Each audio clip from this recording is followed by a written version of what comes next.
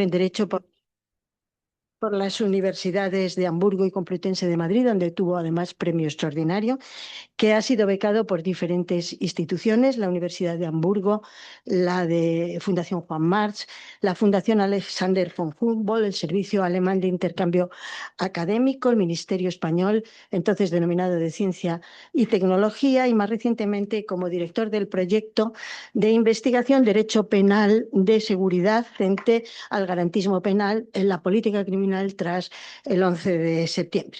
Es catedrático de Derecho Penal en las universidades, lo ha sido, en las universidades de Salamanca, Alcalá de Henares y Complutense de Madrid, doctor honoris causa por distintas universidades, la de Múnich, la de Juárez, la Autónoma de Tabasco, la Autónoma de Michoacán, la de Santa María de Caracas y por el Instituto Nacional de Ciencias Penales de México. Vocal permanente de la Comisión General de Codificación desde 1978, ha desarrollado cargos similares en multitud de instancias y organismos homólogos de nuestro país y de otros muchos países, sobre todo iberoamericanos. Es director de la revista Anuario de Derecho Penal y Ciencias Penales y miembro de consejos asesores de redacción editoriales de diferentes revistas especializadas, publicaciones de derecho penal y jurídicas relevantes en España, Perú, Argentina, México, Venezuela. Además, y esto es quizá lo más importante de su trayectoria académica, es autor de más de 30 libros especializados y muy importantes en derecho penal y de una incontable infinidad de artículos y capítulos de otros libros en distintas materias de derecho penal y de nuestra disciplina. Ha prologado también más de 20 libros y ha dirigido también más de 20 tesis doctorales de quienes son hoy en día los juristas más relevantes o más conocidos de nuestro país en esta disciplina. Y ha traducido del alemán importantes obras como La sociología de los campos de concentración de Eugene Kogon, La metodología de la ciencia jurídica de Karl Larenz, La introducción a la filosofía del derecho de Heinrich Henkel o una obra colectiva en Sexualidad y Crimen, en la que participaron autores como Adorno, Ackermann o Fritz Bauer. Resumir o reseñar la ingente obra académica, docente y jurídica de Enrique Gimbernat es realmente imposible. Pero con el permiso de uno de sus más fieles discípulos, al que no veo por aquí, pero creo que iba a venir, Antonio Cuerda Riezu, que... perdón, es que no veía bien, por eso. Pues con tu permiso, querido Antonio, que no solamente es uno de los más fieles discípulos de Enrique Gimbernat, sino mi compañero de clase en la Universidad Complutense y querido amigo del alma desde entonces, pues reseñaré algunas o daré algunas pinceladas de esa obra que me parecen muy acertadamente destacadas por él en muchas ocasiones. En primer lugar, la inteligencia de la visión jurídica de Enrique Gimbernat. Esto, bueno, es apreciable por cualquiera que le haya leído o escuchado, pero sobre todo escuchado y leído, sí, precisamente porque se manifiesta en su incuestionable magisterio verbal. La prosa de Enrique Gimbernat es clara, concisa, precisa, a veces no coloquial, pero sí muy cercana y sobre todo penetrante, al punto de articular un estilo propio, único, inimitable que cualquiera podría identificar, caracterizado por la ausencia de retórica para suscitar dudas, identificar problemas, argumentar posibilidades, proponer soluciones. Y esa ausencia de retórica es precisamente lo que articula la mejor retórica, la que convence y seduce con la expresión del propio pensamiento. Y señala también Antonio Cuerda que con ello Enrique ha presentado el sistema penal como algo más inteligible. Y esto es muy difícil porque el sistema penal es complejo y sigue siendo complejo. Pero es verdad que la visión que del mismo ofrece la ingente obra de Enrique Gimbernat lo hace más inteligible para el jurista ordinario, para el jurista especializado y sobre todo también para el mismo estudiante de Derecho. Y esto es algo efectivamente muy difícil. Se debe a esa agudeza cognitiva que caracteriza a Enrique Gimbernat, pero también a su determinación, más que a su capacidad, a su determinación de abordar por la raíz los problemas esenciales del derecho penal, ¿no? El fundamento de las normas penales, la acción, la omisión, la causalidad, la heteropuesta en peligro, la autopuesta en peligro. En realidad, los problemas esenciales para aproximar su análisis y hacerlos comprensibles, para aproximarlos a la comprensión. Otra característica que destaca Antonio Cuerda es la proximidad de Enrique Gimbernat con la realidad, y esto se debe a su postura ideológica o filosófica realista, pero también a la inmersión de su vida, de su trabajo y su persona en las realidades propias de nuestro país, en las más acuciantes o en las más vibrantes de la actualidad, a través de su estudio y su visión y de la relación de las mismas con problemas del derecho penal, pero también a través de la participación activa y constante a lo largo de los años que se mantiene vigente y viva de Enrique Gimbernat en debates y foros públicos de discusión sobre todos este tipo de problemas en los que con coraje y despreciando las constricciones de la corrección política, ha manifestado siempre su visión con honestidad intelectual e inteligencia. Y finalmente destaca también Antonio el humanismo de la postura y de la obra que se desprende de la obra de Enrique Gimbernat. Un humanismo que guarda relación, creo yo, con su ideología política y moral, pero también con su aproximación y postura próxima a los más desfavorecidos, no solo porque ha abordado algunos de los problemas en los que se demuestra o más vivos el sufrimiento humano, sino por su defensa de algunas personas en problemas, precisamente por mantener convicciones democráticas, como el físico Robert Habermas, perseguido en la República Democrática Alemana, o el médico y presidente del Partido Socialista de Uruguay, José Pedro Cardoso, que fue encarcelado a los 77 años en la dictadura militar de Stroessner. Bueno, también Antonio Cuerda ha destacado un aspecto quizá más colateral, pero no menos curioso e importante, y es la confianza de Enrique Gimbernat en el psicoanálisis como medio, no de conocimiento, creo yo, pero sí de aproximación a las realidades últimas de la conducta humana. Esto es importantísimo para un penalista, para todos los que nos ocupamos de la conducta humana en sus manifestaciones más disfuncionales socialmente, social y moralmente más disfuncionales, que son los delitos. Pero también ha abordado Enrique las realidades y las motivaciones últimas de la pena como reacción estatal frente al mismo. Ya no quiero invadir más tiempo de su intervención, pero sí terminaré, si se me permite, después de mi tardanza, con una alusión personal. Mi admiración por Enrique Gimbernat no es ni nueva ni original. Se remonta a cuando estudiaba en la Universidad Complutense y tuve el privilegio de asistir a sus clases, que hoy diríamos magistrales, pero que eran sencillamente deslumbrantes. No es una admiración original porque la compartía con todos los demás alumnos de la clase.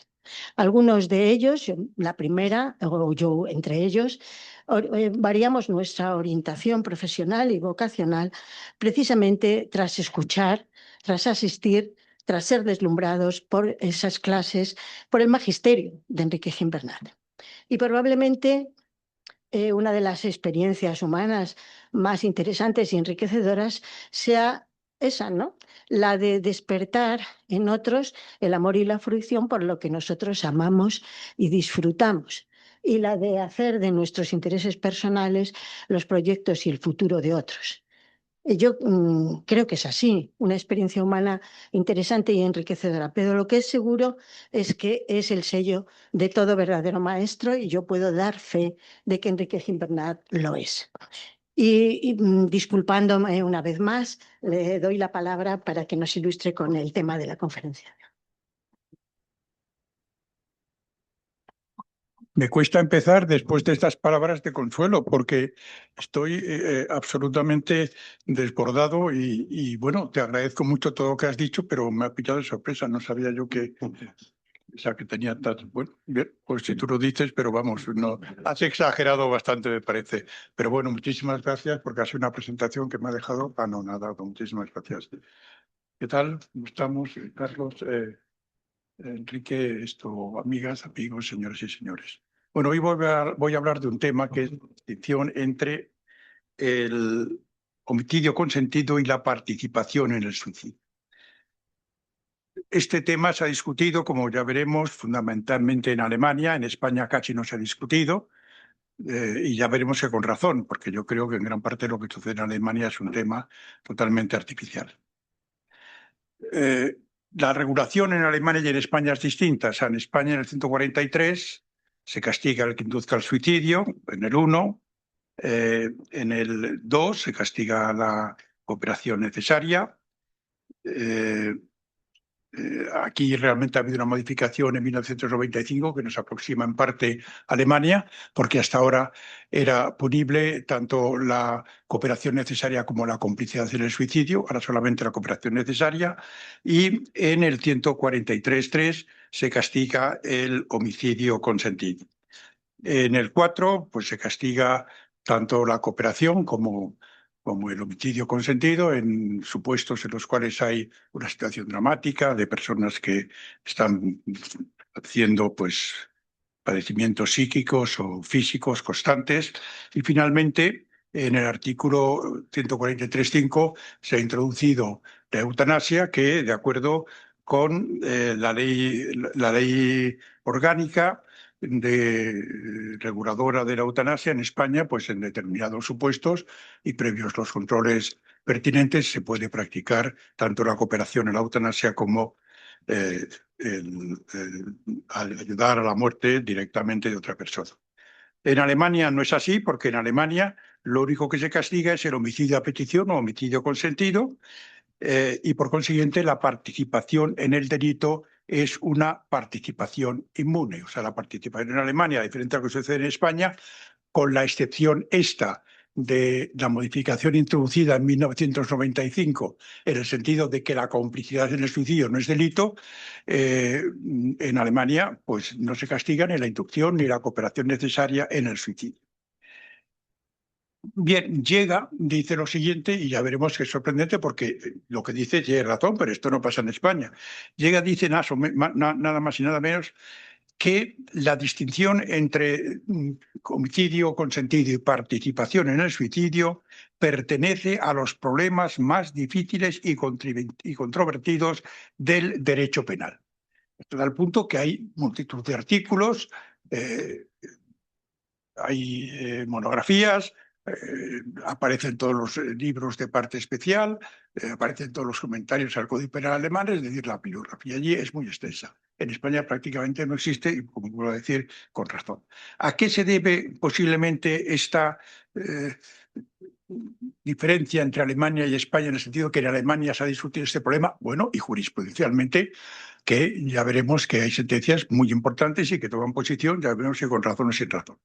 Yo creo que a tres motivos. En primer lugar, a que, como dice Jacobs, si es cierto, como en España, o sea, si uno participa en el suicidio, responde con una pena inferior, y si mata a otro con su consentimiento, responde con una pena superior. En Alemania, como dice Jacobs, es el todo o nada. O hay homicidio consentido y hay punibilidad, o si hay participación en el suicidio, es impune la conducta. En primer lugar, a eso, a que la diferencia es todavía superior.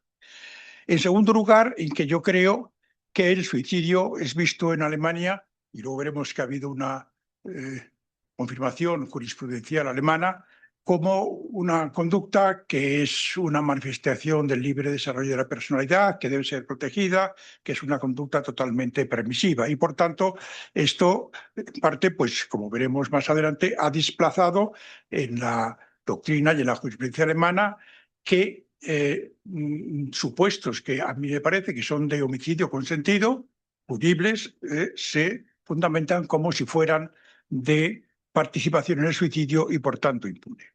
Y finalmente, como colofón de todo esto, hay una sentencia del Tribunal Constitucional alemán. La sentencia es una sentencia de 26 de febrero de 2020 que declara inconstitucional un precepto que se había introducido en Alemania castigando un tipo de participación. La participación o también privar de la vida a otra persona en los supuestos eutanásicos cuando se hiciera con fines, la participación, perdón, solamente la participación, aquí se castigaba cuando se hiciera con fines comerciales. Con esto, pues, estaba pensando en sociedades como es Dignitas, como es Exit, que uno se hace socio y entonces cuando está en una situación que quiere morirse, por lo que sea, pues le ayudan a morirse, le facilitan los medicamentos, le facilitan los médicos, le facilitan los hospitales, siendo socio de esas sociedades. Y entonces el legislador alemán decidió castigar esta conducta que hasta entonces, esta forma de participación, la participación comercial en el suicidio, que hasta entonces era una conducta impune en el año 2015. Se recurre ante el Tribunal Constitucional por Exit, por Dignitas, por asociaciones de médicos, asociaciones de abogados, personas particulares ante el Constitucional, y el Constitucional declara que ese precepto es inconstitucional, ya ha desaparecido. Por tanto, en Alemania cualquier clase de participación, también la comercial, sería ilegal. Dice el Tribunal Constitucional, apoyándose en los dos preceptos de la Ley Fundamental de su Constitución, apoyándose en el artículo 1, que dice que la dignidad de la persona es inviolable, y artículo 2, que dice todos tienen el derecho al libre desarrollo de la personalidad, que coincide con nuestro artículo 10.1 de la Constitución. Dice el Tribunal Constitucional, la persona, para decir que es inconstitucional, que se castigue la participación en el suicidio, aunque sea promovida de manera comercial. Dice el Tribunal Constitucional, la persona tiene el derecho a decidir libremente su propia muerte, lo que debe ser respetado por el Estado y por la sociedad. Esto incluye el derecho a poner fin a su vida y a buscar para ello ayuda de terceros. Bien, ya veremos también que, por ejemplo, en una sentencia que es la de la insulina, el Tribunal Supremo alemán también se apoya en esta sentencia para, en un caso que a mí me parece que es de objetivo consentiste, que es participación en el suicidio. Momento, no sé a qué hora empezó. Ha sido las... no.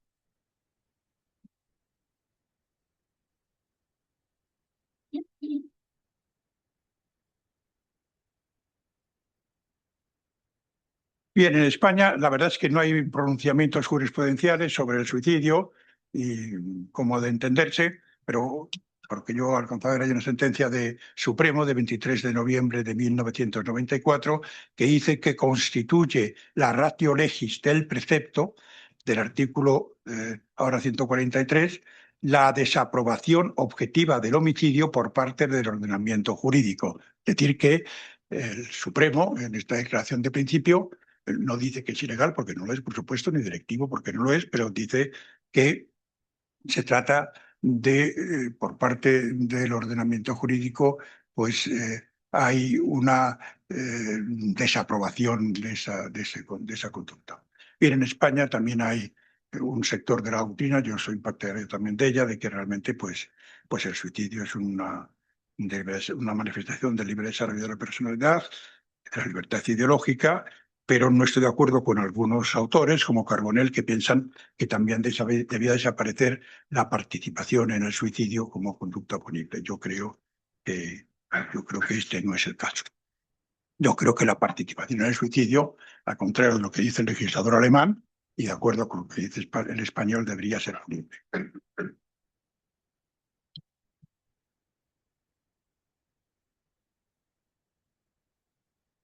Bien, como digo, pues los casos alemanes y la doctrina alemana están tratando un tema con una gran profusión y bien se enfrentan.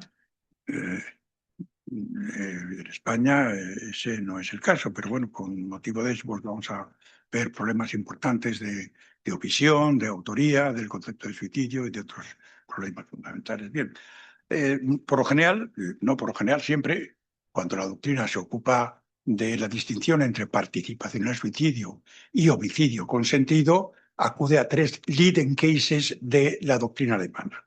Uno es el caso de la llave del gas. Aquí se trata de un homicidio, de un suicidio, un doble suicidio amoroso, en el cual esto sucede a principios del siglo pasado, en el cual pues, los amantes deciden suicidarse, el marido, no el marido, el amante, alquila una habitación de hotel, la mujer tapa ahí los orificios de la puerta y el hombre, el amante, abre la llave del gas. Abre la llave del gas y la mujer fallece y cuando llegan ahí, pues los servicios de auxilio, el hombre sobrevive. Y al hombre en 1921, la sentencia del Reichsgericht, del Imperio Alemán, del Tribunal del Imperio, condena al superviviente como autor de un homicidio consentido. Sin venir hasta cierto punto a cuento, el 28 de junio de 2022 hay una sentencia del Tribunal Supremo Alemán, que luego la veremos, el caso de la insulina, que acude a esta sentencia, que yo llamaría la sentencia de la llave del gas, y dice que el Reichsgericht se ha equivocado y que ahí debería haberse entendido que la mujer que falleció en realidad se había suicidado y por consiguiente el que abrió la llave del gas solamente era partícipe en el suicidio de la mujer. Y lo hace con las siguientes manifestaciones. En este supuesto, el acusado debería haber sido absuelto, porque su acción solo había sido constitutiva de una, impune en Alemania, participación en el delito, ya que la víctima podría haber adoptado sin dificultad medidas de salvamento. Habría tenido, dice, el dominio del hecho, porque podría haber evitado su propia muerte. Es decir, claro, si hay un suicidio por parte de la víctima, pues entonces el otro más que puede hacer es participar. Y como la participación no está castigada en Alemania, pues entonces decía que tendría que haber sido absuelto. En España, si llegamos y comprendemos y pensamos en un supuesto así, lo que pasa es que en vez de a un homicidio, en vez de haber respondido por un homicidio consentido, habría respondido porque eso sí que es punible en España por participación en el suicidio. Pero en Alemania es el todo nada. Si es homicidio consentido, se castiga. Si es participación en el suicidio, es impune. En España, si es homicidio consentido, se castiga. Si es participación en el suicidio, con la excepción de la complicidad, se castiga menos. El caso Gisela. También se trata, como en estos casos de doble suicidio, un supuesto de suicidio amoroso. Los padres, Gisela tenía 16 años, los padres estaban en contra y entonces deciden suicidarse. Se meten en el coche y entonces el chico, el hombre, Gisela tenía 16 años, él era un poco mayor, lo que hace es que conecta una goma al tubo de escape, lo mete por la ventanilla del coche y aprieta el acelerador. Aprieta el acelerador y Gisela ha entrado en el coche y ha cerrado con seguro la puerta por dentro. Entonces, aquí la sentencia de Augsburg absuelve. Y realmente yo creo que tiene razón. Es decir, tiene razón en el sentido de que hay que seguir, y sigue pues ese criterio de que si el que quiere morirse tiene tiempo de evitar la muerte, como en el caso de la llave del gas, pues entonces pues él se ha suicidado. Y el otro solamente participe en el suicidio. Y en efecto eso es lo que hace la Audiencia Provincial de Augsburg. Y lo hace acudiendo a la doctrina del dominio del hecho. Dice que el hombre no ha causado, el que ha abierto la llave del gas, la muerte de Gisela, ya que para que esa acusación ha sido necesario que Gisela entrara en el vehículo, que ocupara el asiento y que inspirara los gases. Ni ha tenido ni ha podido tener el dominio del hecho, el que abrió la llave del gas. Por el contrario, con posterioridad a que el hombre contribuyera al hecho, mediante la introducción de los gases en el automóvil, Gisela ha mantenido la libre decisión sobre su vida y su muerte. Es lo que dice la Audiencia Provincial de Augsburg y dice que no ha habido un homicidio consentido, sino que la persona debe ser absuelta. lo que aquí hace es seguir el criterio de la llave del gas, que abre la llave del gas y la mujer puede escapar de la habitación del hotel. Pero esta sentencia es recurrida por los padres de Gisela, y aquí dice el Supremo alemán, la revoca, dice que estamos ante un homicidio consentido. Dice, estamos en presencia de un homicidio consentido porque A tuvo el dominio derecho, el que mete el gas en el coche, porque ha dominado hasta el final el acontecimiento que llevó a la muerte. De acuerdo con el plan conjunto, el acusado debía tener en su mano hasta el final el acontecimiento conjunto y continuar hasta que se produjera su propia inconsciencia, la acción ejecutiva dirigida a la muerte de ambos. En un principio, Gisela podría haber estado en situación de volver a abrir la puerta derecha del automóvil, o de mediante un golpe apartar al acusado de pisar el acelerador, pero en lugar de ello estuvo dispuesta a tolerar pacientemente la continuada acción del acusado dirigida a la muerte, y por eso es también lo que hizo sin tener en cuenta cuándo dejaría de ser posible sustraerse al efecto mortal. Bien, la diferencia que ve aquí el Supremo alemán entre el caso de la llave del gas, después de que se dijo que había sido una participación en el suicidio, y este, es que mientras que en el caso de la llave del gas, cuando el supuesto autor abre la llave y ya no hace nada más, y la amante permanece allí y permite que el gas la intoxique y la mate, aquí en este supuesto realmente la acción no consiste en abrir la llave del gas, sino que es el continuo, por parte del hombre, apretar el pedal del acelerador para que siga entrando el gas. Y por eso dice que aquí estaríamos ante un supuesto de homicidio consentido y no de participación en el suicidio. Es decir, que a pesar de que sí que es verdad que se podría haber ido del automóvil, pero a diferencia del primer caso, aquí la acción es continua, la acción del que pone en marcha la cadena causal. Y finalmente, el otro caso sería el caso de la insulina. El caso de la insulina, que también ha sido motivo de muchísimos comentarios por la doctrina. Bueno, aquí se trata de lo siguiente. Es una persona que lleva 20 años muy enfermo, que tiene graves dolores. La mujer es enfermera y ya llega un momento que dice que se quiere morir. Entonces dice que se quiere morir y toma muchos medicamentos, todos los medicamentos que hay ahí, pero le dice la mujer, o sea, la mujer es la que le va recogiendo los medicamentos, pero le dice a la mujer, yo tengo miedo de que si esto no hace efecto, me voy a despertar como un zombie. Entonces yo te ruego que me apliques una sobredosis de insulina para que no falle mi propósito de morir. Y en efecto eso es lo que hace la mujer. La mujer pues le aplica una sobredosis de morfina, y aquí, sin embargo, venía condenado por la Audiencia Provincial de Stendal por un homicidio consentido la enfermera, es decir, la mujer.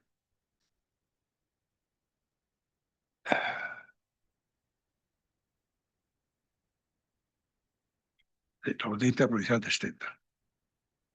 Bien, la sentencia del Supremo de 28 de junio de 2022 revoca la sentencia de instancia y absuelve del delito por el que venía condenada y estima que es una impune participación en el suicidio. Dice el Supremo, autor de homicidio a petición es el que domina el acontecimiento que ha conducido a la muerte, de acuerdo con una contemplación valorativa. Ya entonces introduce en el dominio de derecho, que en realidad es una teoría objetiva, y no es valorativa, pues dice que es valorativa.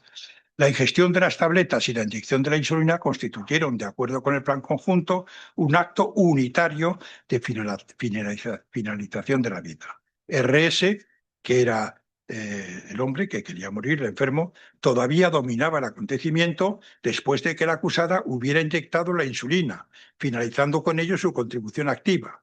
A continuación, RS permaneció consciente mediante un cierto tiempo, prescindiendo bajo su responsabilidad de acudir a contramedidas para evitar la muerte.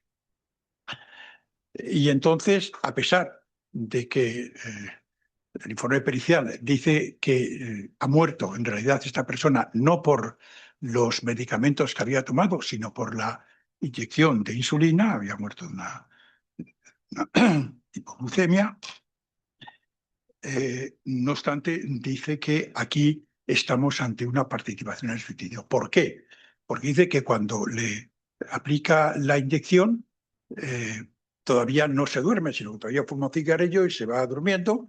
Dice, ya ha tenido todavía tiempo para aplicar medidas, contramedidas para evitar su muerte, por tanto se ha suicidado. Porque no es como en el caso de Gisela, que ha sido una acción continua, sino que aquí, como en el caso del gas, el caso de la llave del gas, aquí ha habido un tiempo en el cual ha podido evitar su muerte porque la inyección de insulina, pues no ha... La inyección de insulina es la que realmente la pone, pero tiene un tiempo para aplicar contramedidas. Hay un suicidio. ¿Qué dice la doctrina? Bueno, aquí realmente la doctrina dice que lo que no tiene sentido es que en un caso de la llave del gas se diga que hay suicidio y que en el caso de Gisela no se diga que hay suicidio, porque dice, bueno, tanto en un caso como en otro, independientemente de si en el caso de la llave del hotel se abrió un momento la llave y en el caso de Gisela estuvo continuamente apretando el acelerador haciendo que entrara el gas tóxico en el coche, en cualquier caso, en los dos, y esto es irrelevante porque lo relevante es que en los dos casos tanto Gisela como en el caso de la llave del gas podían haber abierto la puerta y haberse ido. Por consiguiente, se han matado porque han dominado el hecho porque podían haber evitado la muerte. En este sentido, se han pronunciado distintos autores, como por ejemplo Yaga y Salinger, Neumann, Schneider, en el sentido de que hay que distinguir y que habría que haber, en los dos casos se tendría que haber absuelto también en el caso de Gisela. Hay aquí una excepción, realmente hay una excepción en la doctrina alemana, que es la de Riesig-van Saan. Riesig-van Saan es una importante dogmática. Ella hace el comentario en el Leipzig a comentar, y ella además ha sido magistrada del Tribunal Supremo Alemán. Y ella dice realmente, y yo estoy de acuerdo con ello, que aquí, si vamos a este motivo, entonces prácticamente no habrá nunca un homicidio consentido, a no ser que uno de pronto le pegue un tiro al otro, porque entonces ya no puede evitarlo. O que de pronto le inyecte el veneno y ya no tenga tiempo de evitarlo porque ese veneno es mortal de necesidad y no hay contravenenos. Y entonces dice, yo creo que con razón, dice esta autora, que lo que aquí se ha conducido ha sido a pues, una descriminalización del homicidio consentido, que es también la opinión de, por ejemplo, Grünewald. Bien, en el caso de la insulina, a favor está Hecker y Sternberg, en contra aplicando el artículo párrafo 216, tal como es del BGA, Grünewald, Llega y Otto. Bueno, voy a tomar ya posición.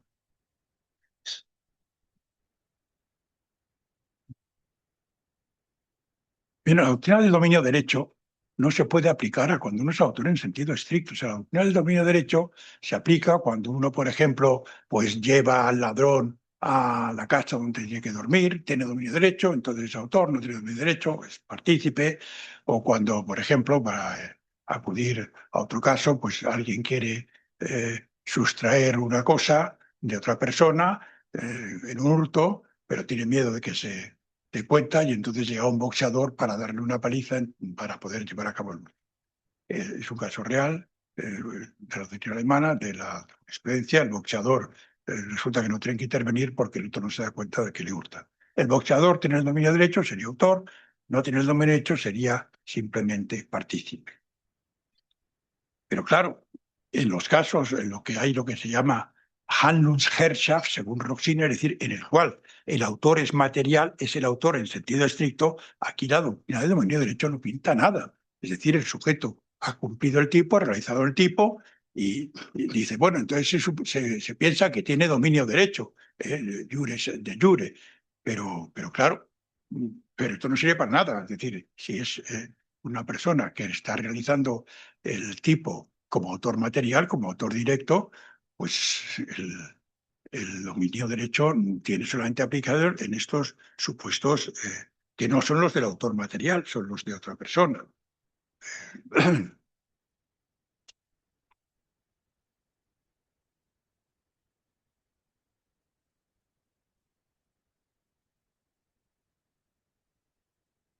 Entonces, realmente aquí el problema es que en la distinción entre homicidio y suicidio y participación en el suicidio es la siguiente.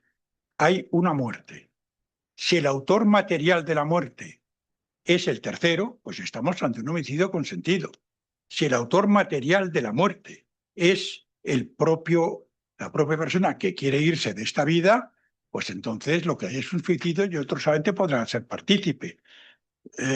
Para decirlo con dos ejemplos.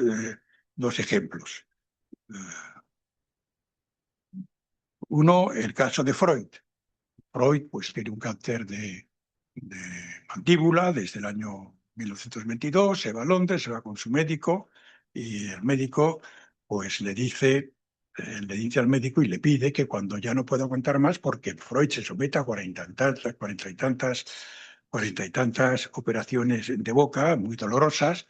No obstante, Freud, a diferencia mía, pero no sé si podré o no hacerlo, no quiero decir nada, siguió fumando los puros. Yo hace ya 3 años que he abandonado con harto dolor de mi corazón la pipa. Pero bueno, el caso es que Freud le dice al otro que le aplique la inyección la inyección de morfina, la sobredosis de morfina. ¿Cuándo hace esto Freud? Yo esto hace 10 años no lo habría entendido, pero yo desde hace 5 años tenemos una perrita en casa. Yo antes era totalmente antianimal, pero ahora, bueno, yo estoy totalmente seducido por Greta, que es una chihuahua. Y entonces lo que a Freud le decide decirle al médico que le ponga la sobredosis de morfina para matarle, él está ya en el exilio en Londres, es que está allí en el jardín, y se aproxima a su perrito y el perrito se larga porque tiene un olor tan horrible en la boca, en el aliento, que no lo puede soportar. Y ya cuando Freud dice, ya ni el perro tampoco, pues entonces le dice a Schultz, ¿te acuerdas lo que dijimos? Esto sucede en el año, en agosto del 39. Él se lo dijo al médico, porque además Freud fue muy generoso y se llevó a la familia, se llevó al médico, se llevó a las enfermeras, se llevó a todo el mundo a Londres, a pesar de que era muy difícil, pero ahí puso en marcha sus buenas relaciones humanas, incluso con el presidente de Estados Unidos, y le dejaron en Austria, le dejaron escapar con toda la familia, ¿no? Entonces le dice a Schultz, que se lo había llevado también, era también judío, díselo a Ana Freud, a su hija, entonces baja y le mata. Esto es un homicidio consentido. En cambio, en el caso de San Pedro, pues eso es una... ¿Por qué? Porque que le mata es el otro. La muerte, la causa, el médico. Entonces, en el caso de San Pedro, sí que hay una participación en el suicidio. San Pedro, yo no he visto la película, pero vamos, he seguido el asunto. Incluso pues tuve un coloquio cuando todavía vivía en una emisora gallega. San Pedro, bueno, pues se está pasando muy mal y solamente puede mover la cabeza, es horrible. Se ha tirado al agua y se ha quedado totalmente tetrapléjico, o sea, bueno, no podía moverse. Entonces la amiga lo que hace es que pone cianuro en un vaso y él sorbe el cianuro y se mata. Aquí el que se ha matado es él, por tanto es un suicidio y por tanto la otra persona, la amiga, no respondió porque estuvo aquello, se escondió, pues no se dijo nada y cuando ya salió a la luz pública había prescrito el delito. Ella habría sido partícipe porque ella no le mata, se mata a San Pedro.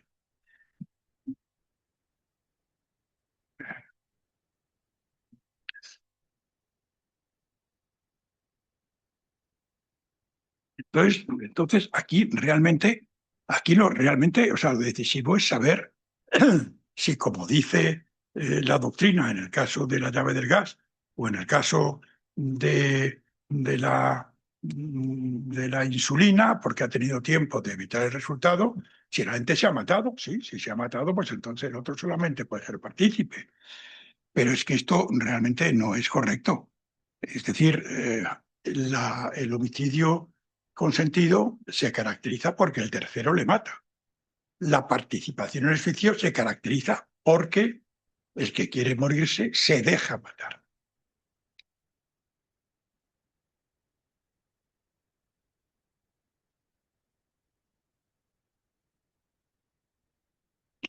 Bien, entonces, esta doctrina que dice que si el sujeto tiene tiempo todavía de evitar la muerte, que tiene el dominio derecho, esto es que realmente aquí la doctrina alemana se contradice con todo lo que ha dicho.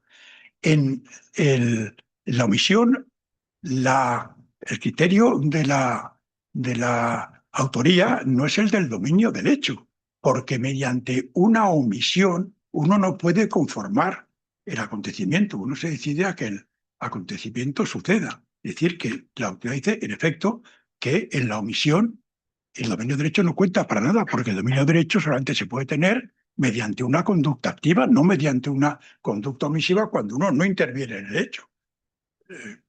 Por ejemplo, hay una madre, para ir a casos, que quiere matar al hijo y no le da de comer. Y el repartidor del supermercado ya le han dicho que está matando al hijo.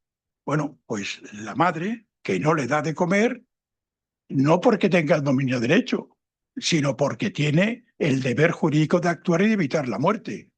Pero el otro, el repartidor, ese resultará solamente de la omisión de impedir el delito tipificado en el artículo 450. Esto con todos los problemas que puede haber sobre la comisión por omisión y la omisión impropia, cuando se imputa un resultado al omitente, cuando no, pero bueno, para ir a casos que no no entremos en quebraderos de cabeza. En estos casos, pues el que no es garante, por mucho que puede evitar el resultado, porque el repartidor lo podía haber evitado, pero no es autor. No se le imputa la muerte, se le imputa al que tiene el deber jurídico de actuar, que es la madre. Es decir, que en el delito de omisión ni es la omisión, ni es el dominio derecho el que determina y el que establece cuándo hay autoría, sino que es la no actuación con deber jurídico de actuar. Y, por otra parte, cuando hay omisión, bueno, hay muchos que pueden evitar el resultado, pero únicamente el que tiene deber jurídico de actuar es el único que responde por la muerte. La única que responde por la muerte, por el asesinato, es la madre. El otro podía haber evitado el resultado como la madre, pero como no tiene deber jurídico de actuar, pues entonces no responde. En la omisión no entra para nada el dominio derecho. Esto que dice la jurisprudencia alemana, la doctrina que le sigue, de que bueno, desde que entonces pasa el dominio derecho al que puede evitar todavía la muerte, el que quería morir, porque puede avisar a los médicos o puede salir de la habitación. Bueno, pero es que esto no es dominar el hecho, porque el dominio derecho no tiene nada que ver en la omisión. Lo mismo, para acudir también a un ejemplo clásico, en una piscina hay alguien que se está ahogando y el socorrista con intención decide que se muera. Y los demás, pues no hacemos nada y nos quedamos viendo. Pues el único que responde por la muerte sería el socorrista, que tiene el deber jurídico de actuar porque está ahí para vigilar y para evitar muertes. Mientras que los demás que estamos ahí responderemos de una omisión de deber de socorro porque no tenemos ninguna obligación. Es decir, que esto de que realmente si uno no hace nada, el suicida se ha suicidado, vamos, el que cree se ha suicidado, es que esto es totalmente incorrecto y va en contra de la doctrina de la autoría en la omisión impropia. Porque es que además pasa lo siguiente, pero ¿qué deber jurídico de actuar tiene el que se quiere morir para evitar su muerte y se le puede imputar la muerte? Es decir, si uno puede, ahí estamos todos de acuerdo, sea una cosa maravillosa, el desarrollo de la personalidad, o sea, solamente una conducta que no es reprochable jurídicamente.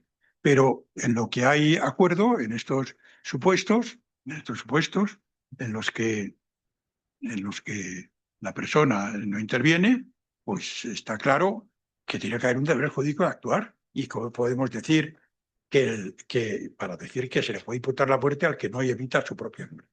que tiene un deber jurídico de evitar su propia muerte. Pero si cuando se mata por acción no infringe ningún deber jurídico, y en eso está de acuerdo todo el mundo. Entonces, si resulta que no evita la muerte, pues no puede decirse que hay un deber jurídico de actuar porque no hay un deber jurídico de evitar la muerte. Y por consiguiente, esto no tiene nada que ver. Estos criterios que está aplicando gran parte de la doctrina alemana y la jurisprudencia sobre el dominio del derecho a la omisión y sobre que la omisión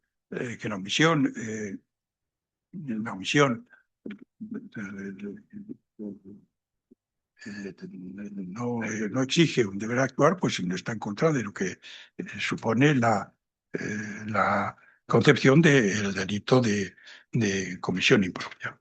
Es que además, claro, es que si dijésemos que la mera no evitación de la muerte sin haber deber jurídico de actuar, pues fundamenta ya la punibilidad, pues entonces el partícipe en el suicidio pues sería siempre autor, porque naturalmente el que le ha puesto la indicación podría haber evitado la muerte, o por ejemplo el que le da al otro el cianuro, esta mujer en San Pedro, pues podría haber evitado la muerte, pero no por eso se le imputa la muerte, a pesar de que lo podía haber evitado. Si basta la mera evitación, entonces aquí todos los partícipes serían autores y, por tanto, sería tan autor como la persona que no interviene para impedir su muerte. Es decir, que esto que está haciendo la jurisprudencia y parte de la doctrina alemana, de decir que el que no impide el resultado, el que se quiere morir, es autor, si es que no se ha suicidado. O sea, el que le ha matado es el que ha abierto la llave. El que le ha matado es el que está apretando el acelerador. Ese es el que le ha matado. El otro se ha dejado matar y, por tanto, no se puede decir que aquí estamos ante una participación en el suicidio. En estos casos estamos ante unos supuestos en los cuales hay un sujeto que ha matado a otro y el que se ha dejado matar, a pesar de que podría haber evitado, no por eso se constituye en autor de su propia muerte, no se le puede imputar la propia muerte.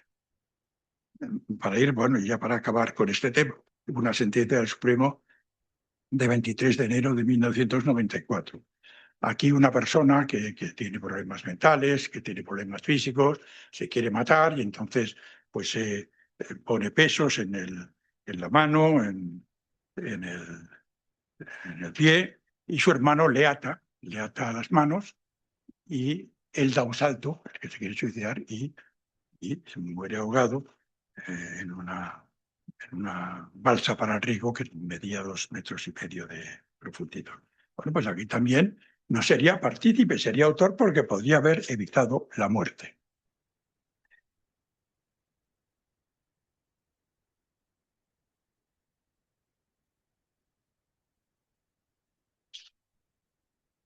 Y luego, además, realmente es que todavía hay otra equivocación, me parece a mí, en este caso, que está tratando la doctrina alemana.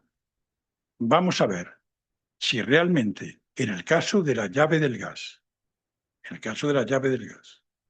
no hay una participación en el suicidio, porque ya no hay un homicidio consentido, porque ya al haber un suicidio por parte de la víctima, no estamos ante una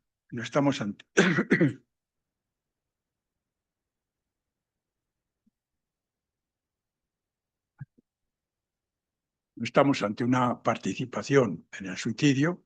Entonces, pero él ha querido matarle con su consentimiento, entonces estaríamos no ante una participación impune en Alemania y castigada con una pena inferior en España, sino que estaríamos ante un homicidio consentido en grado de tentativa, porque claro que él ha querido matar a otro con su consentimiento. Lo que pasa es que se ha hecho imposible porque el acontecimiento de pronto ha aparecido un suicidio. Y claro, si hay un suicidio, no se puede cometer un homicidio consentido.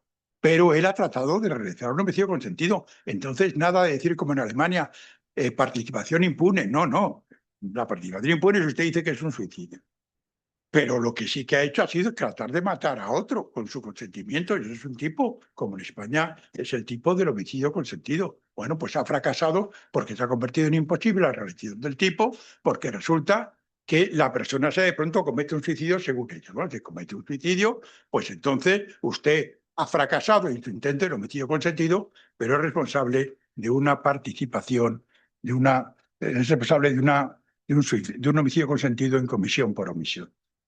Y voy a acabar con unos casos que son bastante interesantes. Son divertidos, por así decirlo. Y son casos de manual, pero tienen gracia. Uno lo ha inventado Hertzberg y otro lo ha inventado Hertzberg y el otro Walter. O sea, Hertzberg inventa el siguiente caso. Y con esto ya termino. Un obrero se quiere matar, pero quiere simular que es un accidente laboral por las indemnizaciones que le corresponderían a su familia. Entonces simula que tropieza y que cae debajo de un camión y el camión le mata. Claro, aquí por parte del que conduce el camión hay por una parte un homicidio consentido. Le ha atropellado, le ha matado. Pero hay un auxiliar suicidio porque ha ayudado al otro a que se suicide, porque el otro se ha suicidado. Se ha tirado debajo del camión. Entonces, ¿el camionero de qué responde? Responde un homicidio consentido porque ha matado a otro con su consentimiento, o responde únicamente de una participación en el suicidio porque ha realizado los dos tipos penales. Ha matado al otro y ha ayudado al otro al que se mate. Un caso idéntico es, también la doctrina, el que propone Tonio Walter. Aquí estamos de nuevo ante un suicidio amoroso. Están en un sótano y tienen que abrir la llave del gas. Pero la llave del gas está oxidada y no hay manera de abrirla. Y entonces, tanto el que se quiere suicidar como el tercero, como el amante, gracias a la fuerza de los dos, logran abrir la llave del gas, se inunda la habitación del gas tóxico, la mujer se muere y él sobrevive. Bueno, aquí también por parte del que está ayudando al que se quiere suicidar a abrir la llave del gas, porque ella sola no puede, pues hay un auxiliar al suicidio, pero al mismo tiempo le está suicidando porque materialmente, sin él no se podría haber puesto en marcha la cadena causa. Aquí, ¿qué es lo que hay que hacer? Porque aquí hay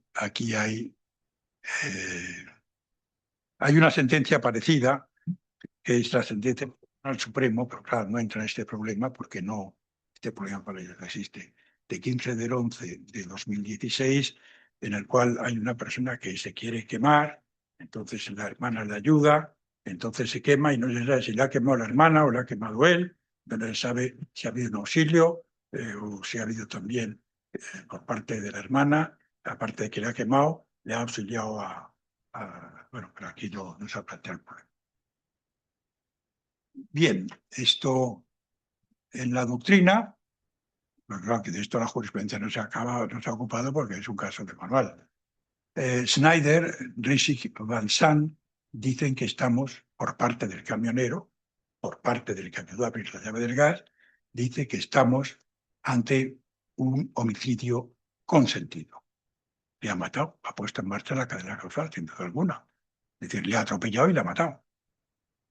Mientras que Salinger dice que habría que absorber. Y Roxin establece una distinción, no voy a entrar en ella, y dice, depende. Si resulta que se tira al camión, entonces lo que hay aquí es solamente un auxiliar al suicidio. Pero si está tendido en la carretera y pasa por encima, entonces estaríamos ante un homicidio. Bueno, vamos a ir aquí a ver cómo se puede solucionar el problema, en mi opinión. Bueno, es obvio que el camionero ha realizado dos tipos. Por una parte, ha realizado un homicidio consentido porque le ha atropellado, pero otra parte ha auxiliado al otro a morirse, a suicidarse. Entonces, podríamos decir, ha realizado dos tipos. ¿Relación de especialidad? No, porque evidentemente la relación de especialidad entre el homicidio consentido y la participación en el suicidio. O sea, concurso de leyes. Concurso de leyes, exploración de especialidad. Por tanto, esto no nos gusta.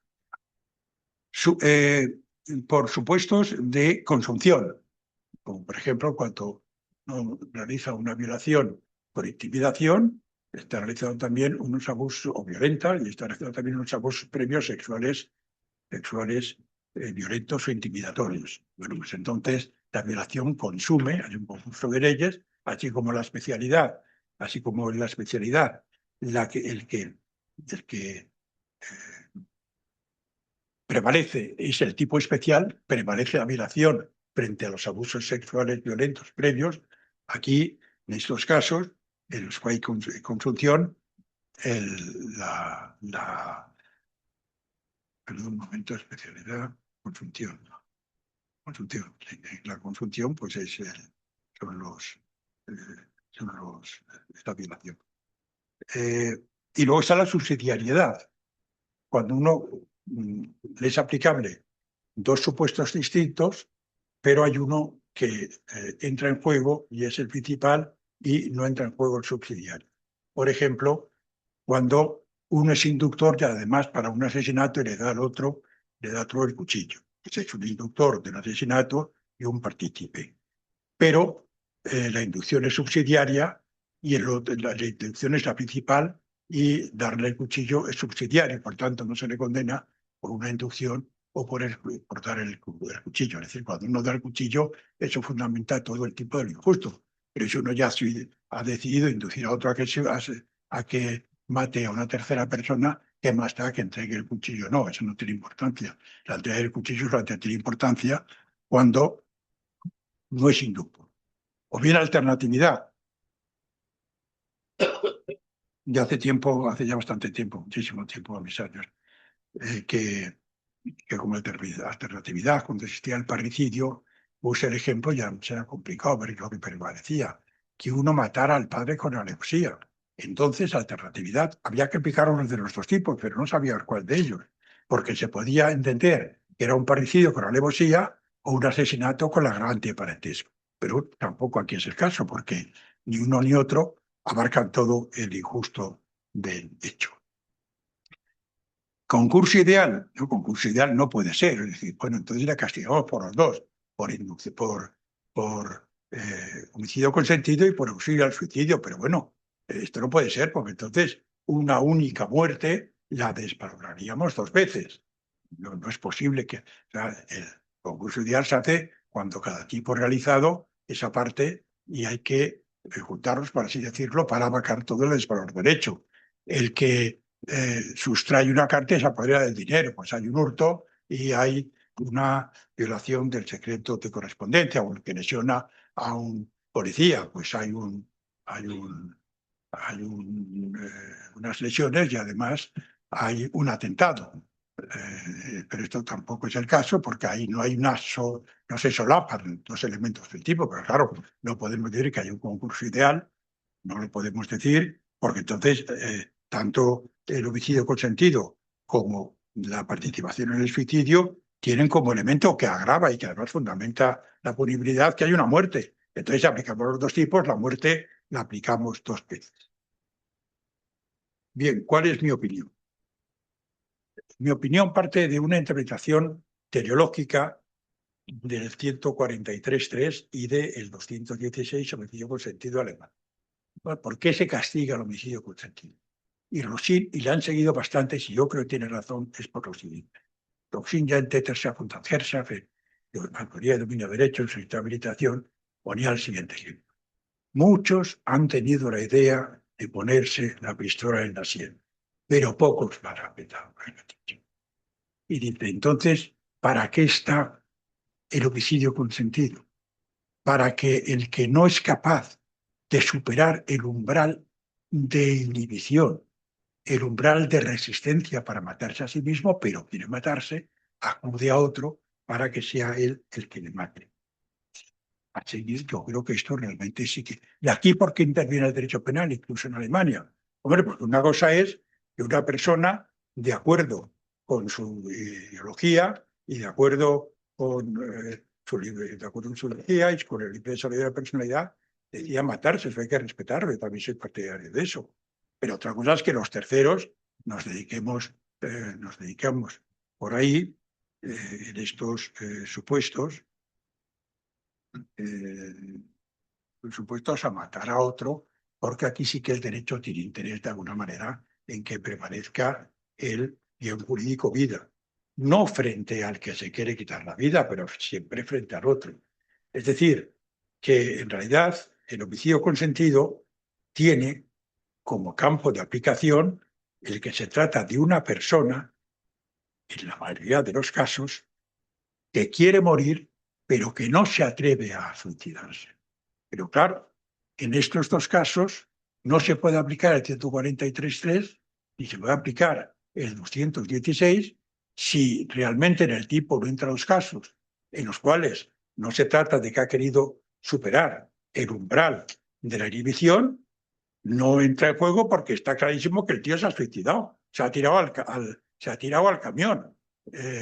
Se ha tirado al camión y por consiguiente se ha suicidado, no ha esperado a que el otro se suicidase, no quería tener que pasar ningún tipo de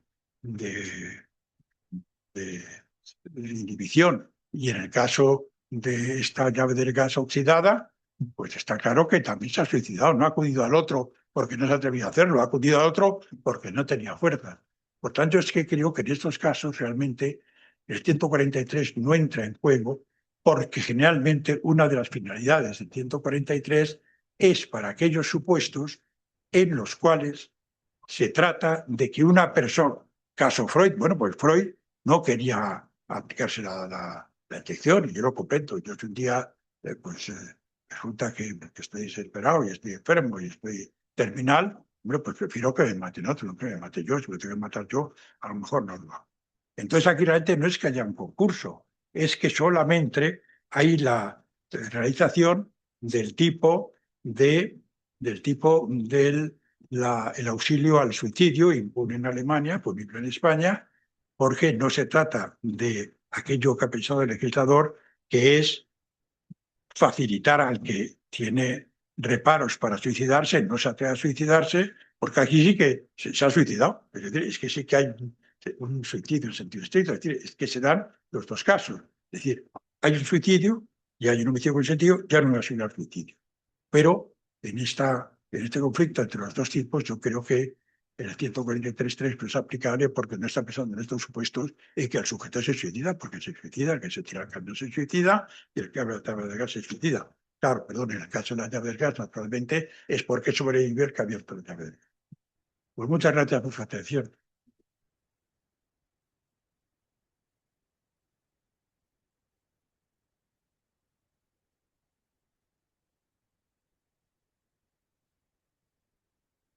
Muchas gracias a ti, Enrique. Y ahora, adiós, Leopoldo. Si abrimos normalmente en estas sesiones un turno de preguntas o de debate que a lo mejor quiere iniciar alguien del público o de la mesa. Vamos de la derecho. Yo entiendo que en la autoría hay un... Yo creo que se me escucha. Yo creo que en la teoría de la autoría hay un concurso de voluntades, una participación moral, un mutuo acuerdo y un reparto de tareas. Tanto en el caso de Gisela como en el caso del gas, los dos participan. Por tanto, si los dos participan, aunque la que muere es la mujer y el hombre evidentemente no muere, yo creo que el hombre, en mi opinión, es impune porque ha habido un acuerdo mutuo desde que comienza la secuencia de los hechos hasta la finalización. No sé cómo lo ve usted, don Enrique. Sí, bueno, pero claro, es que el acuerdo mutuo es un elemento del homicidio consentido. Si la persona que quiere morirse no está de acuerdo en que le maten, pues entonces no hay homicidio consentido. O sea que yo creo que no. Ahí yo creo que el problema es el siguiente. Es decir, ¿quién es autor? ¿Quién es autor de la muerte? Es el autor material, es el autor directo.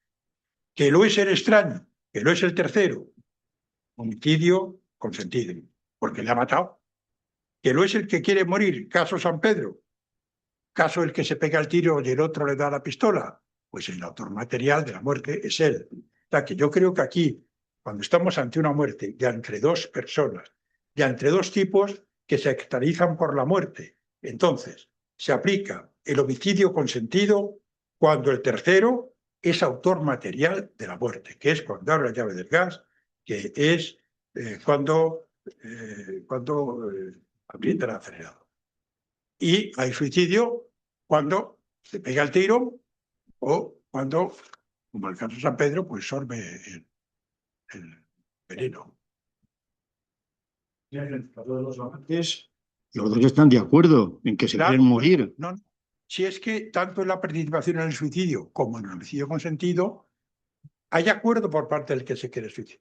El que se quiere suicidar está de acuerdo en que el otro le ayude, en que le proporcione el cianuro. Y en el homicidio consentido hay acuerdo por parte del que se quiere morir en que el otro le mate. O sea, que en los dos tipos hay acuerdo entre el tercero y la persona que quiere morir. La diferencia es que el acuerdo del homicidio consentido es que el tercero le mate, y la diferencia, vamos, y la característica de la participación en el suicidio es que los dos están de acuerdo, el partícipe y la persona que quiere morir, en que sea el partícipe el que le facilite el cianuro, que el otro va a solver. Gracias. Buenas tardes. Querido Carlos, tú me has dicho, perdona, que eran las 7. Que yo tenía a las 7. Sí. Aprovecho para volver a pedir disculpas. Me creí que era las 7 yo también. Perdón esta confusión horaria. No, ha sido... Así le quito moral y no me hace una pregunta difícil. No quiero hacerte una pregunta, quiero hacer un breve comentario. A raíz de tu interesantísima intervención, que aprendemos de ti, te voy a hacer muchísimo tiempo. Pero escuchándote me venían a la mente un par de cuestiones. A mí estas filigranas entre participación en el suicidio y homicidio consentido son muy calvinistas, ¿no? Eso viene esa concepción calvinista alemana. El micrófono, Carlos.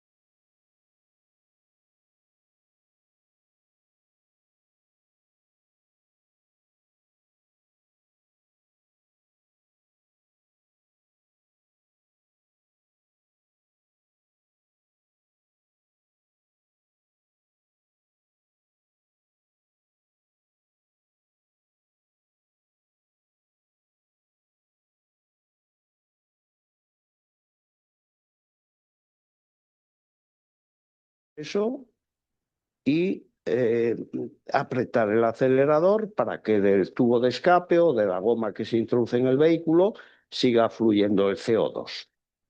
Se me escapa. Y lo segundo que quería decir es, efectivamente, el problema es quién es el autor material de la muerte. Ese es el quid de la cuestión.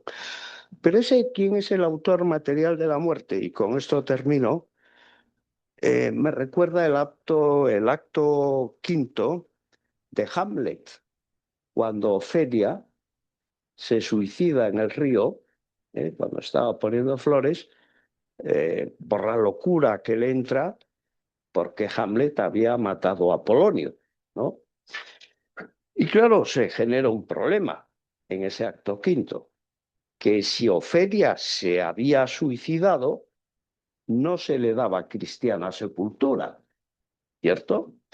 Mientras que si fue un accidente, un homicidio consentido, se le daba cristiana sepultura. En ese punto Shakespeare se ríe de los juristas, y es cuando habla del se defendendo. Y la conversación entre los dos sepultureros dice textualmente, bueno, es que no es lo mismo que la espada vaya a ti que tú vayas a la espada. Esa ironía shakespeariana me plantea la duda, y con esto termino, de si no estamos en la floritura de homicidio consentido o participación en el suicidio. Es decir, tú dices la participación en el suicidio debería ser punible. ¿Por qué? Dado que es un desarrollo, el suicidio es un desarrollo de la personalidad, es un acto libre, voluntario, es psicológicamente, en términos freudianos, muy discutible. Por lo tanto, quien participa en el suicidio, lógicamente, es que coadyuva al desarrollo, a la decisión que un tercero toma sobre su propia vida.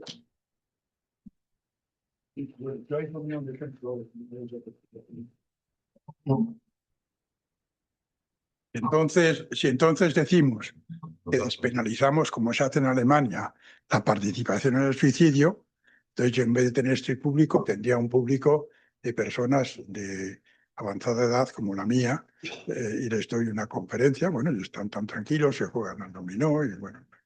Entonces yo vengo con otro amigo, de decir, bueno, esta vida es un desastre, se van a morir, esto, lo mejor es que se suiciden, y entonces al acabar la conferencia, mi amigo y yo empezamos a repartir cápsulas de cianuro. Bueno, yo creo realmente que eso hay que castigar. Sí, sí, sí. Aunque le gusta el cianuro. No, pero es que hasta entonces no le gustaba el cianuro.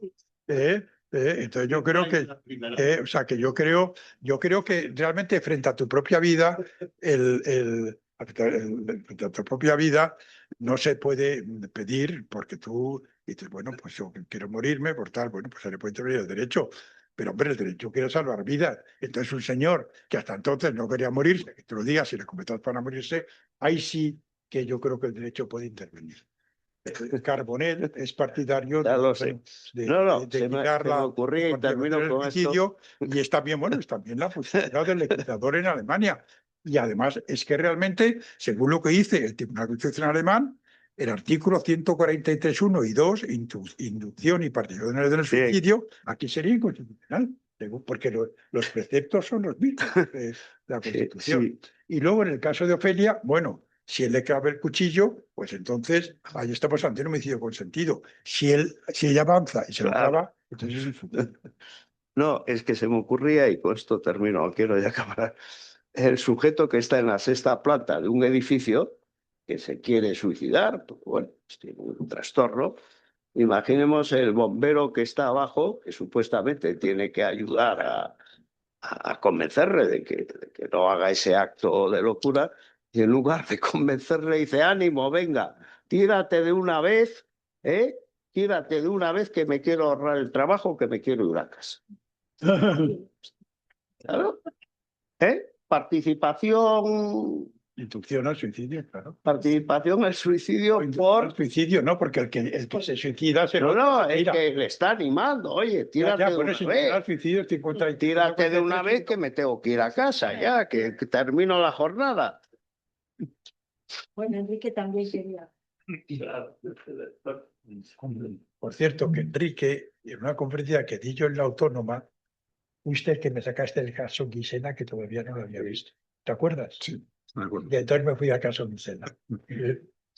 Sí, me acuerdo, porque de esto hemos hablado algunas veces más. Bueno, yo antes de nada, yo querría manifestar mi admiración de que la admiración que siempre he tenido por el profesor Hinderman. Lo tengo por ti. Si no fuera por él, yo no habría escrito las cosas que he escrito, las pocas cosas que he escrito al lado de las muchas que ha escrito él. Pero todas buenísimas. Y no habría afinado tanto mis argumentos como él me ha obligado a afinarlos cuando hemos estado en desacuerdo. En muchas cosas no estamos en desacuerdo, estamos muy de acuerdo. Por ejemplo, estamos muy de acuerdo en la idea de que nuestro ordenamiento es en muchos aspectos superior actualmente al alemán en este punto. Yo creo que nuestra regulación es mucho más equilibrada, no parte de una visión ultraliberal de la disposición de la vida, creo que tiene un punto más de vista más compasivo hacia la situación de quien se encuentra en la disposición de quitarse la vida, y creo que en muchos aspectos es mejor. Y es mejor también en un punto que no tiene mucho que ver con lo de hoy, pero que es en la regulación de la eutanasia. Porque en Alemania no se han atrevido a regular esto y creen haberlo resuelto dejando el suicidio en sí y la participación en un suicidio impunes, cuando sabemos que esto no resuelve el problema y algún día tendrán que afrontarlo en Alemania, como lo tiene que hacer en Austria, como han dicho en otros muchos lugares, a pesar de una cultura muy próxima, muy común. Porque efectivamente los preceptos constitucionales que inspiran cualquier regulación en esta materia son básicamente los mismos. El derecho alemán, el derecho austríaco, el derecho español, en esto no. O sea que yo estoy también de acuerdo en que la participación en el suicidio no se puede alegremente decir que es un comportamiento impune, que hay que medir muchísimo más lo que se dice a este respecto. Y bueno, no todos estamos de acuerdo en eso, pues yo soy de la misma opinión que perfectamente. Ahora hay algo a mí que en relación con el tema de hoy me perturba, me ha perturbado siempre. Esa distinción, bueno, tenemos una participación en suicidio cuando vamos a hablar de un suicidio y alguien que interviene en el suicidio de la propia persona que se quita la vida comete, ¿no? Y tenemos una cooperación ejecutiva, la muerte de otro, cuando el que mata pues es el... Sin embargo, la ley se expresa de una forma perturbadora a este respecto en el artículo 143, porque el artículo 143 habla de suicidio en todas partes. Habla de suicidio en el apartado primero, cuando es la inducción, y sí, estaríamos de acuerdo, eso es inducción a un suicidio, en este sentido que hasta aquí habíamos... habla de cooperación necesaria ahora al suicidio en el apartado segundo, y ahí pues, no hay nada perturbador, pero sigue hablando, y ahí viene la perturbación, en el apartado tercero, de una cooperación a qué, o sea, el suicidio, está pensando el legislador, está pensando en una cooperación al suicidio de otro, que llega hasta el punto de ejecutar su muerte. Entonces, no deja de hablar nuestra ley de suicidio porque sea otro quien quita la vida a quien ha consentido en suicidarse, a quien ha querido suicidarse. Y eso yo creo que es la muestra de que este es un problema muy complejo donde otra cosa en la que estamos muy de acuerdo es en nuestra común aversión por el dominio del hecho como criterio de la autoría. No creo que eso sea la clave. Y sin embargo, aquí hay algo que a mí también me llamó siempre la atención, que es esa última frase que ha mencionado el profesor Finbernat de Roxin, con la que él intenta establecer la diferencia entre una participación impune en Alemania en un suicidio y el homicidio consentido, que es esa idea de que el homicidio consentido debería reservarse para estos casos últimos, y algo así debe ser, porque tenemos un precepto que escalona la responsabilidad y la gradúa, pues hay que hacer una interpretación teleológica de algún modo de este precepto, que ha establecido esa diferencia, dejar impune la participación en el suicidio, castigar el homicidio consentido, reservándose esta idea no a cualquier forma de intervención activa, no suicidio ajeno, cualquier forma de ejecución, podríamos decir, si la ejecución es lo distintivo de la autoría, para el profesor Finbernat y en gran medida también para mí. No cualquier intervención ejecutiva en el suicidio es esa cooperación hasta el punto de ejecutar la muerte del suicida a la que el apartado tercero se refiere. A lo mejor hay que reservarlo para esos casos en que el último poder de decisión, aunque sea por un momento, por un instante, pasa del suicida, del que quiere morir, a quien le quita la vida. Y no. Entonces, ese criterio, que es el de Roxin, que es introduce una forma de enfocar estos casos de Gisela, de la llave de paso del gas, a la que no nos sirve lo que podríamos haber utilizado desde el principio, decir, bueno, pues hay la distinción de nuestro ordenamiento jurídico al establecer las diferencias de las clases de intervención delictiva, pues aquí se traslada sin más Pero hay algo aquí que no funciona, ¿no? No nos basta decir, bueno, como hay ejecución, hay un fragmento de la ejecución en el giro de la llave del gas, o coejecución, una especie de coautoría. También eso es homicidio consentido y no participación en suicidio. Hay algo ahí que no nos vale, que yo creo que solo debe quedar para el supuesto más grave de todos, que es el del 143.3, aquel en que se le priva a quien quiere decidirse de la posibilidad de dar marcha atrás y de dar un giro a los acontecimientos, manteniéndolos bajo control. Si esto es el dominio de derecho, si esto es una prueba de que la idea del dominio de derecho no está tan errada, no lo sé. Pero aquí, de algún modo, me parece que funciona. Y eso es lo que a mí siempre me ha perturbado. O sea, que estando de acuerdo en todo lo demás, en este asunto, el criterio de Roxin a mí me resultaba convincente, particularmente convincente en Alemania, donde esto decide el todo o nada. Algo más discutible aquí, que tenemos cosas intermedias. Pero de todos modos, esas cosas intermedias están graduadas en su gravedad, de un modo que me hace pensar que quizá el criterio de Roxin no sigue pudiendo valer para esto. No sé qué opina el profesor. Sí, no. Sí, porque al final he visto que, yo creo que en aquella conferencia no apareció el criterio de Roxin al final, me parece. Ha aparecido ahora. Y yo no sé si ese criterio de Roxin alumbra. Es que he seguido trabajando en ello. Eso no me cabía ninguna duda, porque yo sabía que aquella conversación no había cerrado el asunto. Que Roxin haría lo de siempre, que es seguir pensando, seguir trabajando sobre el asunto hasta encontrar una solución mejor. Sí, bueno, Pues nada más, perdón por la extensión que no he nada, tenido. yo creo, perdona. No, yo creo, pero claro, es que aquí ya me voy a otra cosa. Realmente el 143.3, es decir, que todos llamamos el homicidio consentido, a decir si lo ejecutara hasta el punto, si lo será hasta el punto de ejecutar mismo la muerte, o sea, no tiene la claridad del 216 alemán, que es el que matare a otro a petición, o sea, matare a otro. Aquí, entonces, todos hemos dicho que es el homicidio consentido. Quintano decía, es cuando el sujeto, con su humor, suicida a otro. Pero bueno, me metes ahí en un tema que es un tema, ya es un tema del 143.3, ¿no? Y es un tema muy interesante sobre el cual no, en estos momentos no me atrevo a votar posición, pero sin duda alguna la redacción es una redacción bastante equivocada. Sí. En el caso de la inteligencia artificial, por inteligencia artificial te induce a suicidarte, como a policías, en ese caso, ¿quién respondería derecho?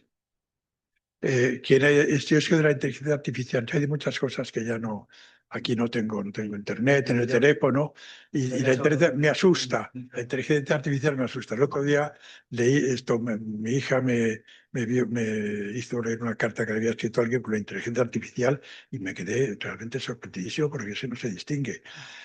O sea, yo de inteligencia artificial no sé nada, pero vamos a ver, detrás de la inteligencia artificial, ¿hay alguien? Sí. Si está habiendo un suicidio. Ya, eso ya lo sé, Sí, pero digo, ¿pero quién está detrás? unos algoritmos, unos ingenieros que Es que tampoco sé lo que es un algoritmo. Yo sabía lo del logaritmo, que lo estudié en el bachillerato. El algoritmo, un día me fui a Wikipedia y no lo entendí. Bueno, son fórmulas matemáticas para resolver problemas y en concreto elaboran un programa, un diseño, pero yo creo que en ese caso no es una inducción, es efectiva, pero no es determinante y única. El sujeto tenía una disposición al suicidio que fue sencillamente alentada o animada por mecanismos de inteligencia artificial, pero podrían ser estimulados o creados como en ese público que has mencionado tú en tu conferencia, en el cual yo me considero incluida, no solo potencial, sino actualmente. Un público mayor que ya que ama la vida y de pronto dice, ay, me lo pintas tan mal y me das una cápsula de cianuro y a lo mejor si me duele algo me la tomo, ¿no? Hay muchos matices y graduaciones entre la eficacia de la inducción, ¿no? También es difícil, pero yo creo que es más etéreo. Cuando es etérea la inducción es fácil erradicarla de la punibilidad, ¿no?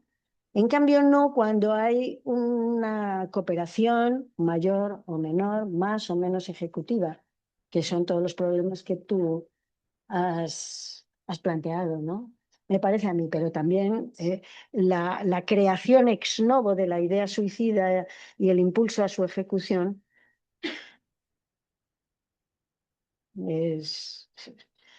puede tener problemas, ¿no? ¿Hay alguien más que se anima a preguntar o a plantear alguna duda, discrepancia? Sí, adelante. Que era justo después de tantos años, o sea, como yo me apasionaba con lo que decías cuando estábamos en clase, ¿no? Y cómo se sigue manteniendo esta pasión por escuchar de tanto tiempo, ¿no? Y bueno, yo simplemente sobre un poco el fundamento, ¿no? De cuál es el fundamento de la función de esas cosas de ayuda o de, ¿no? Como has dicho, una cosa es dispararte tú y otra cosa es que te disparen, ¿no? Quien no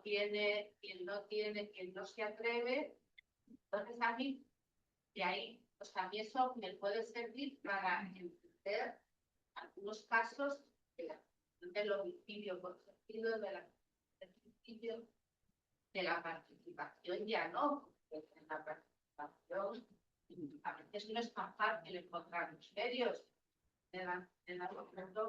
Yo soy el que mismo extremo que ha tomado el cianuro, o sea, mi decisión, ahí sí tengo la decisión, esta capacidad y esta voluntad para ejecutar, ¿no? Porque me da una pistola, no es tan fácil, me dan una pistola, yo la tengo y pido que yo sí tengo el valor para ejecutar. Y en cualquier caso, también lo que más que no comparto en el fundamento, que nosotros ahora afortunadamente tenemos la regulación de la eutanasia, pero cuando no la teníamos, había personas que no es que no se atrevieran a matarse, sino que no podían matarse, porque en el caso de San Pedro podía solucionar la medida, pero hay gente que no puede solucionar esa vida que alguien le mate, ¿no? Entonces, ahí desde ese fundamento, ¿cómo explicas tú ahí? Que vale, ahora supongo que la mayoría de pues tienen el canal de la eutanasia, pero antes no, porque las personas que no tienen capacidad de solucionar la sustancia o no tienen capacidad de ejecutar su propia muerte, ¿dónde está el fundamento? Claro, yo ahí no quiero entrar porque, bueno, es un tema que lo he visto y tal.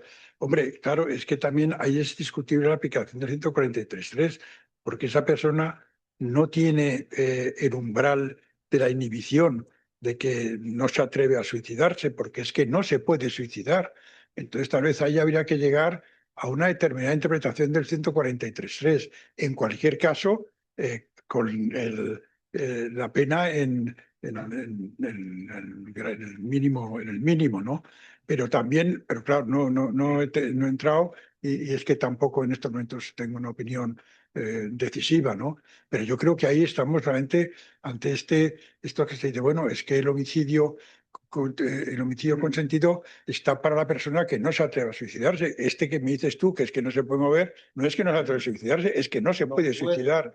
Entonces, bueno, ya habría que ver hasta qué punto el 143 abarca a aquellas personas que no es que tengan inhibiciones para suicidarse, es que no pueden suicidarse. O sea, que yo creo que tal vez hay un problema que tiene interés, sí. Marga ha sido alumna mía en Alcalá de Henares, no, que como nos queremos mucho, Marga ha sido, es catedrática de la Complutense, ha sido alumna mía en Alcalá de Henares, ya eres catedrática de la Complutense y estoy muy orgulloso de ello. ¿Alguien más quiere? Sí, adelante. Ya la última intervención, pero adelante por cuestiones horarias. La oportunidad de debatir hoy con ustedes en una materia que estamos hablando de autoparticipación. Volvemos a los temas clásicos. Yo simplemente por estructura de los tipos de porque realmente me ha generado soy Victoria García. Sí, Vicky, no. Es que le he preguntado si a Victoria García se le puede llamar también Vicky. Sí, Muy bien. Muchas gracias. Coautoría. En coautoría, estos casos complicados que ha planteado. Coautoría en una forma de ejecución de la muerte de otro que está regulado como un tipo resultativo puro. Y por lo tanto hay diferentes aportaciones que causan la muerte conjunta, con un acuerdo, como decía él. El problema es que cada uno de los sujetos que intervienen en esa causación de la muerte respondería por un tipo diferente. Uno no respondería porque se estaría matando a sí mismo y el otro respondería en el 143 que está matando a otro que quiere morir. El problema es que no puedo acudir a una coautoría porque no es el mismo tipo penal. Y por lo tanto, mi problema se plantea aquí, a ver, ¿por qué no voy a poder castigar como autor de un 143.3 al que realiza parcialmente de forma causal esa muerte? Aunque el otro haya realizado la otra parte de forma voluntaria como medio suicidio, digamos que uno medio mata y el otro medio se suicida. Y esto me plantea el siguiente problema. Si uno se medio suicida y la otra aportación la puede entender como ha planteado usted, como una autoría de un 143 y de una autoría de un 143.2, un 143.3 y un 143.2, ¿qué relación en concurso de leyes hay entre el 143.2 y el 143.3? Para mí, es un concurso de leyes en principio de subsidiariedad, porque son dos formas de participación en el mismo hecho, y una es superior a la otra. Por lo tanto, mi solución, independientemente de lo que podamos hacer ideológicamente, etcétera, si tenemos restringido el tiempo por esa vía, sería una autoría. El 143.3. El sujeto es coautor de una muerte y su parte de coautoría es un 143. Ya, con lo cual nunca se aplicaría el 143.2. No, casi nunca. Entonces, No, pues, sí, porque siempre hay acuerdo, o sea, entre el partícipe y el suicida siempre hay acuerdo. sí, pero Sí, Jorge. no, cuando se coejecuta, por ejemplo, los dos tiran la llave. Ah, sí, bueno, es que ese es otro problema distinto, ese es un tema distinto. Claro, claro, ahí yo estoy de acuerdo, sí, sí. En el resto, si el curso causal lo realiza completamente uno de los dos sujetos, es un autor, que Claro. es el otro, y este simplemente le aporta la dosis esencial. Claro, claro. La otra parte. Claro, los últimos casos son distintos. En los otros casos, yo creo que, en contra de lo que dice bueno, la jurisprudencia y la doctrina mayoritaria alemana, aquí estamos, ante una muerte. ¿Quién es el autor material de la muerte? ¿Qué es el tercero? Entonces es homicidio consentido. ¿Qué es el suicida? El autor material, el autor directo, se llama el autor material, el autor directo. Entonces el otro es solamente partícipe.